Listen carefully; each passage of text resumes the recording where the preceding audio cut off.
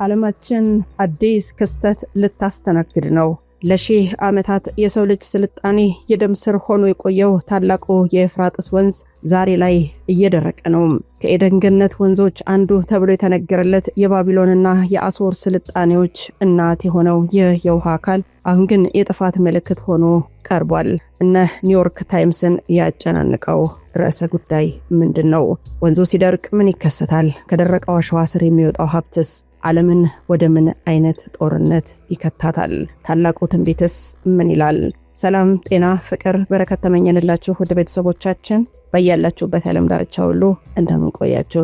ከላይ በመግቢያችን ባስደመጥናችሁ ርዕሰ ጉዳይ አብረን ቆይታ እናደርጋለን። ጊዜያችንን የሚዋጅ ርዕሰ ጉዳይ ስለሆነ አብራችሁን በቆዩ ዘንድ በአክብሮት ነው የምንጠይቃችሁ። ሮማን ጸጋዬ ነኝ ከአክሱም ቲዩብ። ሰናይ ቆይታ ይሁንላችሁ። የኤፍራጥስ መድረቅ ተራ የተፈጥሮ ክስተት ብቻ አይደለም፣ ለብዙዎች የዘመን ማብቂያ ምልክት እንጂ። በራእይ ዮሐንስ ምዕራፍ 16 ቁጥር 12 ላይ ስድስተኛው መልአክ ጽዋውን በታላቅ ወንዝ በኤፍራጥስ ላይ አፈሰሰ። ከፀሐይ መውጫ ለሚመጡ ነገስታት መንገድ እንዲሰናዳላቸው ውሃው ደረቀ ይላል። እስላማዊው ትንቢት ደግሞ ነብዩ መሐመድ የኤፍራጥስ ወንዝ ደርቆ የወርቅ ተራራ እንደሚገለጥ፣ በዚያም ሀብት ምክንያት ሰዎች እርስ በርስ እንደሚጨራረሱ አስጠንቅቀዋል። ትንቢቱ ከሳይንሳዊ እውነታ ጋር እየተገጣጠሙ ነው። እንደ አውሮፓውያኑ የዘመን ቀመር በ2026 ወንዙ በታሪኩ ዝቅተኛው ደረጃ ላይ እየተገኘ ነው ይላሉ እነ ኒውዮርክ ታይምስ። ለአውሮፓውያኑ የዘመን ቀመር አሁን ላይ 2026 ላይ እንገኛለን። የውሃ ፖለቲካ ቱርክ በደቡብ ምስራቅ አናቶሊያ ፕሮጀክት GAP አማካኝነት ከ22 በላይ ግድቦችን ሰርታለች። ይህም ወደ ሶሪያና ኢራቅ የሚፈሰውን ውሃ 70% ቀንሶታል። የአየር ንብረት ለውጥ መካከለኛው ምስራቅ ከሌላው ዓለም በሁለት እጥፍ በበለጠ ፍጥነት እየሞቀ ነው። ወንዙ እየተነነ መሬቱም እየጨለመ ነው። ትንቢቱ የወርቅ ተራራ ይላል። ዛሬ ግን ወርቁ በሁለት መልክ ሊገለጥ ይችላል። እውነተኛው ወርቅና ጥንታዊውን ሀብት ስንፈትሸው ወንዙ ሲደርቅ ከሺህ ዓመታት በፊት በውሃ ውስጥ የተቀበሩ ስልጣኔዎች ወርቅና ውድ ማዕድናት እየወጡ ነው። ይህም የቀጠናውን አገራት ለጥቅም ፍልሚያ ያነሳሳል። ጥቁሩ ወርቅ ይሉታል። አንደኛውን ነዳጅ ማለት ነው። በኤፍራጥስ ተፋሰስ ስር ያለው የነዳጅና የተፈጥሮ ጋዝ ክምችት ለታላላቅ ኃይሎች አሜሪካ፣ ሩሲያና ቻይና ዋነኛ የፍላጎት ማዕከል ነው። የውሃ እጥረት የረሃብ ብቻ ሳይሆን የጦርነትም ምክንያት ነው። የሶሪያና የኢራቅ ህልውና እዚህ ጋር ይነሳል። ውሃ ለነዚህ ሀገራት የሞትና የህይወት ጉዳይ ነው። ቱርክ ውሃውን እንደ ፖለቲካ መሳሪያ ስትጠቀም፣ በሶሪያ ያሉ ታጣቂዎች ደግሞ ግድቦችን ለመቆጣጠር ደምን ያፈሳሉ። የሀያላኑ ፍልሚያ በዋናነት ይነሳል። የአሜሪካና የኢራን ፍላጎት በዚህ ወንዝ ዳርቻ ይጋጫል። ከፀሐይ መውጫ የሚመጡ ነገስታት የተባሉት እናም ኃይሎች ምናልባትም የምስራቅ ሀያላን በዚህ ቀጠና ያላቸው ሚና የጎላ ነው። ኤፍራጥስ ዝም ብሎ ወንዝ አይደለም፣ የሰው ልጅ ታሪክ መዝገብ ነው። ዛሬ ወንዙ እየቀነሰ ነው፣ ድምፁ ግን ለሰሚው ትልቅ ማስጠንቀቂያ ነው። ትንቢቱ እየተፈጸመ ይሁን ወይም የተፈጥሮ መዛባት፣ አንድ እውነት ግን አለ። ኤፍራጥስ ከደረቀ ዓለም እንደ ቀድሞዋ አትሆንም። እንቀጥል። በትንቢቶች ውስጥ እንደምናየው ወንዙ ሲደርቅ የወርቅ ተራራ ይገለጣል የሚለው አገላለጽ ለዘመናት የሰው ልጅን ሲያጓጓ የቆየ ሚስጥር ነው። ዛሬ ላይ ይህ ወርቅ በሶስት መልክ ሊተረጎም ይችላል። አንደኛው ቁሳዊ ወርቅ ነው። ወንዙ ባለፉት 6000 ዓመታት ውስጥ የወደቁ ስልጣኔዎችና ንብረቶቻቸውን በውስጡ ይዟል። ወንዙ ሲደርቅ የወጡ ጥንታዊ ቅርሶችና የወርቅ ክምችቶች ለቀጠናው አገራት ታላቅ የሀብት ምንጭ ሊሆኑ ይችላሉ። ሁለተኛው ጥቁሩ ወርቅ ነው፣ ነዳጅ። የኤፍራጥስ ተፋሰስ በዓለም ላይ በነዳጅ የተፈጥሮ ጋዝ እጅግ የበለጸገ ነው። ወንዙ መድረቁ መሬቱን ለቁፋሮ አመቺ ስለሚያደርገው ሀያላን ሀገራት ይህንን ጥቁር ወርቅ ለመቀራመት ደም አፋሳሽ ጦርነት ውስጥ ይገባሉ። ሶስተኛው ቢጫው ወርቅ የተባለው ነው፣ ውሃ። በ2040 ዓለም ላይ ከወርቅ ይልቅ ውሃ ውድ የሚሆንበት ጊዜ ነው። የኤፍራጥስ ውሃ ራሱ እንደ ወርቅ የሚቆጠር ሀብት በመሆኑ ለውሃው ሲባል የሚደረገው ጦርነት ትንቢቱን እውን ያደርገዋል። የታላቁ ወንዝ መድረቅ የጊዜ ሰሌዳውን ስናይ እንደ አውሮፓውያኑ የዘመን ቀመር 2026 ወንዙ የታሪክ ዝቅተኛው ደረጃ ላይ የሚደርስበት ዓመት ነው። በቱርክ የሚገኙ ግዙፍ ግድቦች እንደ አታቱርክ ግድብ የውሃው ፍሰት ለፖለቲካ መጠቀሚያነት የሚያውሉበት ወቅት ነው። እንደ አውሮፓውያኑ የዘመን ቀመር 2040 ላይ ደግሞ ሳይንሳዊ ትንበያዎች ወንዙ ሙሉ በሙሉ ተግባራዊ ህልውናው ሊያበቃ እንደሚችል ያመለክታሉ። ይህ ጊዜ የሶሪያና የኢራቅ ግብርና የሚፈርስበት፣ በሚሊዮኖች የሚቆጠሩ ሰዎች የሚሰደዱበትና የቀጠናው ካርታ በጦርነት የሚቀየርበት ይሆናል። የሃይማኖታዊ ትንቢቱና የፖለቲካ መጋጠሚያውን ስንፈትሸው በቅዱሳት መጻሕፍት የተጠቀሰው የምስራቅ ነገስታት መንገድ እንዲዘጋጅ ውሃው መድረቁ ዛሬ ካለው የጂኦፖለቲካ ሁኔታ ጋር ይገጥማል። የሀያላኑን ፍልሚያ ልብ በሉ። ቻይና ከምስራቅ የምትመጣው ግዙፍ ኃይል ነች። በመካከለኛው ምስራቅ ያላት ተጽዕኖ ያደገ ነው። ወንዙ መድረቁና የቀጠናው መዳከም ለምስራቅ ሀያላን ወደ መካከለኛው ምስራቅ ዘልቀው ለመግባት ታላቅ እድል ይፈጥርላቸዋል። ሌላው የስልጣኔዎች መጨረሻ ይነሳል። ኤፍራጥስ የሰው ልጅ ስልጣኔ የጀመረበት ቦታ እንደመሆኑ የሱ መድረቅ የታሪክ ምዕራፍ መዘጋቱና አዲስ ምናልባትም አስፈሪ የዓለም ስርዓት መጀመሩን ያበስራል። ሌላው የጦርነት አውድማ ነው። ወንዙ በሚደርቅበት ወቅት የሚነሱት ጦርነቶች በ3 ደረጃዎች ይከፈላሉ። አንደኛው የአካባቢ ጦርነት ነው። በቱርክ ሶሪያና ኢራቅ መካከል የሚደረግ የውሃ ክፍፍል አደገኛ ፍልሚያ። ሁለተኛ የቀጠናዊ ኃይሎች ጦርነት ነው። ኢራን፣ ሳውዲ አረቢያና እስራኤል በዚህ ወንዝ አካባቢ በሚፈጠረው የኃይል ክፍተት ውስጥ የበላይነትን ለመያዝ የሚያደርጉት ትግል ነው። ሶስተኛው የዓለም አቀፍ ጦርነት ነው። አሜሪካና ሩሲያ ከወንዙ ስር ያለውን የተፈጥሮ ሀብት ለመቆጣጠርና ስልታዊ ቦታዎችን ለመያዝ የሚያደርጉት የመጨረሻ ፍልሚያቸው ነው። ኤፍራጥስ ዝም ብሎ ወንዝ አይደለም፣ የሰው ልጅ ታሪክ የሚመዘንበት ሚዛን እንጂ።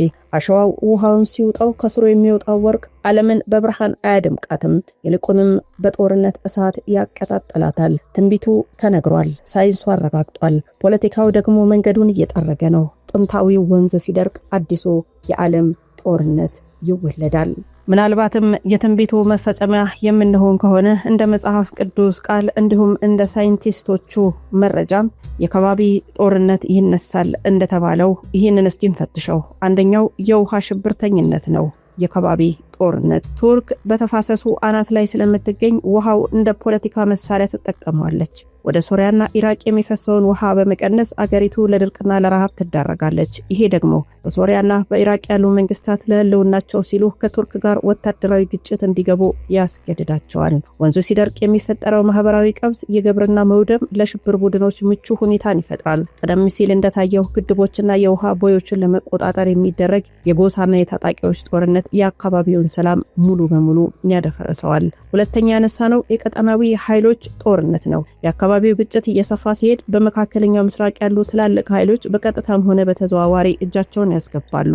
የኢራንና የሳውዲ ፍላጎትን ስንፈትሽ ኢራቅ የኢራን ስልታዊ ወዳጅ ነች። የኤፍራጥስ መድረቅ ኢራቅን ሲያዳክም ኢራን ጥቅሟን ለማስከበር የቱርክን ተጽዕኖ ለመቀነስ ጣልቃ ትገባለች። በሌላ በኩል ሳውዲ አረቢያና ተባባሪዎቿ የራሳቸውን ጥቅም ለማስከበር ይንቀሳቀሳሉ።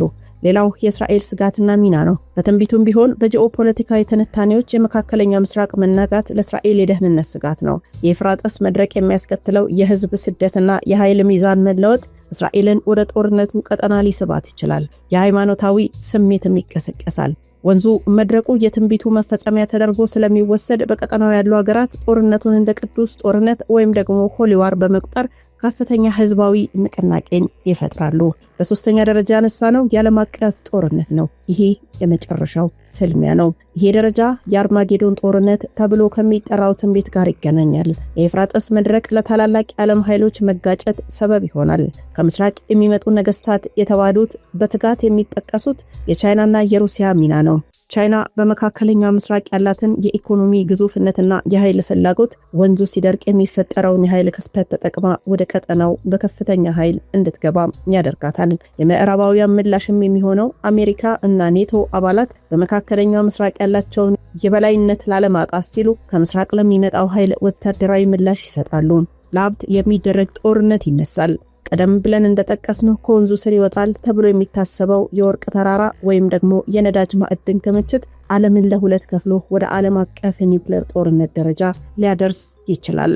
የኤፍራጥስ ወንዝ እየቀነሰ ሲሄድ ሰላሙም አብሮ ይሸሻል። የውሃው ክፍፍል ስምምነቶች ባለመኖራቸው ቱርክ በወንዙ አናት ላይ ሆና የውሃውን ቫልቭ እንደ ፖለቲካ መሳሪያ ትጠቀማለች። ሶሪያና ኢራቅ ደግሞ ለህልውናቸው ሲሉ የሞት ሽረት ትግል ውስጥ ይገባሉ። ይህ የዲፕሎማሲ ውጥረት በቅርቡ ወደ መሳሪያ ግጭት እንደሚቀየር ምልክቶች እየታዩ ነው። ይህ የመጀመሪያው የግጭት ደረጃ ነው። በቱርክ በሶሪያና በኢራቅ መካከል የሚደረግ ቀጥተኛ ፍልሚያ ነው። ቱርክ ውሃውን ስትገድብ፣ በሶሪያና በኢራቅ ያሉ መንግስታት የህዝብ አመፅን ለመከላከል ግብርናቸውን ለማዳን ወደ ወታደራዊ እርምጃ ያመራሉ። ግድቦችን ለመቆጣጠር የሚደረገው ፍልሚያ የአካባቢውን ሰላም ሙሉ በሙሉ ያደፈርሰዋል። ወንዙ ሲደርቅ ውሃው ብቻ አይደለም የሚሄደው፣ ለሺህ ዓመታት ተቀብረው የቆዩ ሚስጥራትም ይገለጣሉ።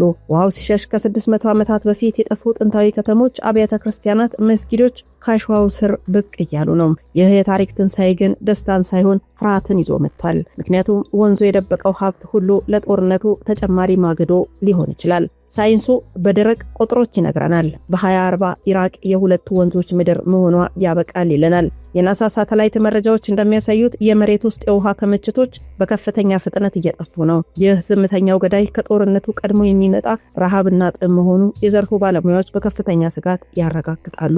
ጦርነቱ በቤተ መንግስቶች ሳይጀመር በፊት በገበሬው ቤት ይጀምራሉ። በኤፍራጥስ ዳርቻ ለሺህ ዓመታት በእርሻ በአሳ መጥመድ ይተዳደሩ የነበሩ ማህበረሰቦችም ዛሬ የውሃ ስደተኞች እየሆኑ ነው። ውሃ ሲጠፋ ህይወት ትቆማለች፣ ቤተሰቦች ይበተናሉ። ይህ የሰው ልጅ ስቃይ ለጦርነትና ለሽብር ቡድኖች ምልመላ ምቹ ሜዳ እየፈጠረ ነው። ለአማኙ ይህ ምልክት ነው፣ ለዓለም መሪዎች ግን ስጋት። የኤፍራጥስ መድረቅ በዓለም ዙሪያ ባሉ ሃይማኖቶች ውስጥ ያለው ታላቅ ትርጉም አለ፣ ግን አንድ አይነት ነው። ሁሉም ወንዙ መድረቁን እንደ መጨረሻው ዘመን መጀመሪያ ማየታቸው በዓለም ህዝብ ላይ የሚፈጥረው ስነ ልቦናዊ ድንጋጤና ለጦርነት የመነሳሳት ስሜት እጅግ ከፍተኛ አድርጎታል። የመጨረሻው ዲፕሎማሲ ወይስ አርማጌዶን የሚለውን መጠየቅ ተገቢ ነው። ዛሬ በ2026 እና በ2040 መካከል ባለው ጠባብ መስመር ላይ እንገኛለን። ዓለም አቀፍ ስምምነቶች ለምን እንዳልሰሩና ሀያላን ሀገራት ለምን ለሰላም ሳይሆን ለጦርነት እንደሚዘጋጁ ግልጽ ነው። ከወንዙ ስር የወጣው ሀብት ዓለምን ለሁለት ከፍሎ ወደ ዓለም አቀፍ ግጭት ሊደርስ ይችላል። ጥንታዊው ወንዝ ሲደርቅ አዲሱ የዓለም ጦርነት ይወለዳል። ኤፍራጥስ የመጨረሻው መድረክ ለመሆን ጊዜውን እየጠበቀ ነው። እስኪ የኋሊት እንመለስ። የጥንቷ ባቢሎን ምስጢርና የወርቅ ጥማት። ኤፍራጥስ የባቢሎን ቅጥር መከላከያ ነበረች። የታሪክ አባቱ ሄሮዶተስ እንደዘገበው ታላቁ ቂሮስ ባቢሎንን የያዘው የወንዙ ፍሰት አቅጣጫን በማስቀየር ወታደሮቹ በደረቀው የወንዝ ወለል ላይ እንዲጓዙ በማድረግ ነበረም። ዛሬም ታሪክ ራሱን እየደገመ ነው። ወንዙ ሲደርቅ የባቢሎን ጥንታዊ የወርቅ ማከማቻዎችና የንጉሳውያን መቃብሮች ሊገለጡ ይችላሉ የሚለው ስጋት የዓለም ሀብት አዳኞች ቀልብ ስቧል። ይህ ጥንታዊ ሀብት ዛሬ ላለው ትውልድ በረከት ሳይሆን የመጨረሻው የጥፋት ሰበብ ሊሆን ይችላል። በ2040 ጦርነት የሚመራው በነዳጅ ጀነራሎች ሳይሆን በውሃ ጀነራሎች ነው። የቀጠናው አገራት አሁኑኑ የውሃ ደህንነት ግብረ ኃይል በማቋቋም ላይ ናቸው። ቱርክ በኤፍራጥስ ላይ የገነባቻቸው ግዙፍ የኮንክሪት ግድቦች እንደ ሚሳኤል ተመዝነው ይታያሉ። ኢራቅና ሶሪያ ውሃ ለማግኘት ሲሉ ከቱርክ ጋር የሚያደርጉት ድርድር ካልተሳካ የሚቀረው ብቸኛ አማራጭ ግድቦቹን በኃይል ማፍረስ ይሆናል። ይሄ ደግሞ መላውን መካከለኛው ምስራቅ ወደ እሳት ባህር የሚከት የጦርነት መጀመሪያ ነው። በትንቢቱ የተጠቀሱት የምስራቅ ነገስታት ዛሬ ማንነታቸው በግልጽ እየታወቀ ነው። ቻይና በመካከለኛው ምስራቅ ያላትን የኢኮኖሚ መስመር ለማስከበር በኤፍራጥስ ተፋሰስ ላይ ስትራቴጂካዊ ኢንቨስትመንቶችን እያደረገች ነው። ወንዙ መድረቁና የቀጠናው መንግስታት መዳከም ቻይና የ200 ሚሊዮን ወታደራዊ ኃይል ይዛ ወደ ምዕራብ እንድትገፋ በር ይከፍትላታል። የኤፍራጥስ ደረቅ ወለል ለታንኮችና ለከባድ ጦር መሳሪያዎች ምቹ መንገድ ሆኖ ያገለግላል። ወንዙ መድረቁ የዓለም የኃይል ሚዛን ብቻ ሳይሆን የሰው ልጅ ስነ ልቦናንም ይቀይረዋል። በ2040 በሚሊዮኖች የሚቆጠሩ ሰዎች መጠጥ ውሃ ፍለጋ ወደ አውሮፓና ወደ ሰሜን አቅጣጫ ይሰደዳሉ። ይህ ታላቁ የውሃ ስደት በዓለም ላይ ያሉትን ድንበሮች ያፈርሳል። ሰዎች ለወርቅ ሳይሆን ለአንድ ብርጭቆ ውሃ ሲሉ መገዳደል የሚጀምሩበት ወቅቱ ሲመጣ ስልጣኔ በራሱ ላይ የሞት ፍርድ ይፈርማል። ኤፍራጥስ የሰው ላይ ስልጣኔ የጀመረበት መገኛ እንደነበረ ሁሉ የመጨረሻው መቃብርም ይሆናል። ዛሬ በ2026 የምንሰማው የወንዙ መድረቅ ድምፅ የገነባው የጥይት ድምፅ ማጀቢያ ነው። ኤፍራጥስ ዝም ብሎ ውሃ አይደለም። ልብ በሉ፣ ዝም ብሎ ውሃ አይደለም። እሱ የታሪክ የትንቢትና የጦርነት መገናኛ መስመር ነው። ወንዙ ሲደርቅ የወንዝ ተራራ ቢወጣም ባይወጣም ዓለም ወደማይቀረው ፍልሚያ መግባቷ አይቀሬ ነው። ጥያቄው ወንዙ መቼ ይደርቃል የሚለው አይደለም። ጥያቄው ወንዙ ደርቆ ሲያበቃ የሰው ልጅ ሕሊና አብሮ ይደርቃል ወይ የሚለው ነው። አሁን እንዳልኳችሁ ኤፍራጥስ ዝም ብሎ የሚፈስ ውሃ አይደለም። በውስጡ የሱመሪያንን፣ የአካዳውያንን፣ የባቢሎንን የ6000 ዓመታት ታሪክ የተሸከመ ሕያው መዝገብ ነው። ወንዙ ዛሬ ሲደርቅ እነዚህ ጥንታዊ ስልጣኔዎች ለምን እንደጠፉ ትልቅ ትምህርት ይሰጠናል። ጥንታውያን ነገስታት ውሃ ካለ ሕይወት አለ ብለው ያምኑ ነበረ። ዛሬ ወንዙ ሲደርቅ ከ1000 ዓመታት በፊት የተቀበሩ መቅደሶች፣ የነገስታት መቃብሮች ብቅ እያሉ ነው። እነዚህ ፍርስራሾች ለዘመናዊው ሰው የሚነግሩት አንድ እውነት አለ። ስልጣኔ በውሃ ላይ ይገነባል የሚል። ውሃ ሲጠፋም አብሮ ይፈርሳል። ወንዙ መድረቁ የሀብት መገለጥ ብቻ ሳይሆን የታሪክ መጨረሻ ምልክት ተደርጎም ይወሰዳል። በ2040 ዓለም የውሃ አፓርታይድ ለሚባል አዲስ ስርዓት ትጋለጣለች። ውሃ ያላቸውና ውሃ የሌላቸው ተብሎ ህዝቡ ለሁለት ይከፈላል። በኤፍራጥስ ዳርቻ የሚኖሩ በሚሊዮን የሚቆጠሩ ገበሬዎች መሬታቸው ሲነጠቅ፣ ሰብላቸው ሲደርቅ ወደ ከተማዎች በብዛት ይጎርፋሉ። የትልቅ የህዝብ ንቅናቄ በከተሞች ውስጥ ከፍተኛ የጸጥታ ስጋትና የሀብት ሽሚያ ይፈጥራል። ሰዎች ለዳቦ ሳይሆን ለአንድ ጠርሙስ ውሃ እርስ በርስ የሚጋጩበት ወቅት ይመጣል። ይህ ማህበራዊ መፈራረስ ለታላላቅ ኃይሎች ጣልቃ ገብነት ምቹ ሁኔታን ይፈጥራል። ጦርነቱ በድንበር ላይ ከመጀመሩ በፊት በየመንደሩና በየቤት ውስጥ ይጀምራል። የኤፍራጥስ መድረቅ በ2026 እና በ2040 መካከል አዲስ አይነት የቴክኖሎጂ ጦርነት ይወልዳል። አገራት ደመናን በማሳደድ ሰው ሰራሽ ዝናብን ለማዝነብ ከፍተኛ ትግል ያደርጋሉ። ቱርክ፣ ሶሪያና ኢራቅ እርስ በርስ ደመና ሰርቃችሁብናል በሚል ክስ ውስጥ ይገባሉ። ይህ የሰማይ ጦርነት በምድር ላይ ያለውን ውጥረት ይበልጥ ያባብሰዋል። ሳይንሱ ውሃን ለመፍጠር ቢሞክርም የተፈጥሮ ሚዛንን ማስተካከል ግን አይችልም። ይህ ቴክኖሎጂ ለሰላም ሳይሆን ለበለጠ ግጭትና ለአያላን ሀገራት መጠቀሚያነት እንደሚውል ግልጽ እየሆነ ነው። ኤፍራጥስ ለዓለም ሁሉ ትልቅ ማስጠንቀቂያ መሆኑን እንረዳለን። ወንዙ መድረቁ የመካከለኛው ምስራቅ ችግር ብቻ አይደለም። የዓለም አቀፍ የአየር ንብረት መዛባት የሰው ልጅ ስግብግብነት ውጤት ነው። ወንዙ ሲደርቅ የወርቅ ተራራ ይገለጥ ወይ አይገለጥ፣ ትልቁ ወርቅና ሀብት ውሃው ራሱ እንደነበረ ዓለም ዘግይቶ ይረዳል ተብሎ ይፈራል። የወንዙ መድረቅ የሰው ልጅን አንድነት የሚፈትን የመጨረሻው ፈተና ነው። ወይ በጋራ ውሃውን እናድናለን፣ ወይ ደግሞ በደረቀው የወንዝ ወለል ላይ በጋራ እንጠፋፋለን። ምርጫው የሰው ልጅ ነው። ነገር ግን ጊዜው በፈጣን ሁኔታ እያለቀ ነው።